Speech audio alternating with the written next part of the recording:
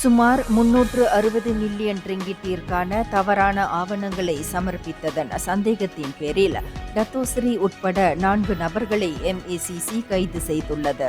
நேற்று மாலை 4 மணி முதல் 6 மணி வரை புத்ராஜயாவில் உள்ள MACC தலைமையகத்தில் வாக்குமூலம் அளிக்க வந்தபோது அவர்கள் கைது செய்யப்பட்டதாக MACC புலனாய்வு பிரிவின் மூத்த இயக்குனர் டத்தோ ஜைனுல் தருசை தொடர்பு கொண்டபோது உறுதிப்படுத்தினார். முதற்கட்ட விசாரணையில் சந்தேக நபர்கள் 2016 முதல் 2017 வரையில் இந்த செயல்களை செய்து வந்ததாக நம்பப்படுகிறது. மேலும் கில்லான் பள்ளத்தாக்கில் சுமார் 1.30 பில்லியன் ரிங்கிட் மதிப்புள்ள நெடுஞ்சாலை கட்டுமான திட்டத்தில் சுகுக் நிதியை பயன்படுத்தி சுமார் 360 மில்லியன் ரிங்கிட் மதிப்புள்ள தவறான உரிமை கோரல்களை 4 சந்தேக நபர்களும் சமர்ப்பித்ததாக சந்தேகிக்கப்படுகிறது. இந்தியர்களின் இதய குரல் மக்களோசை.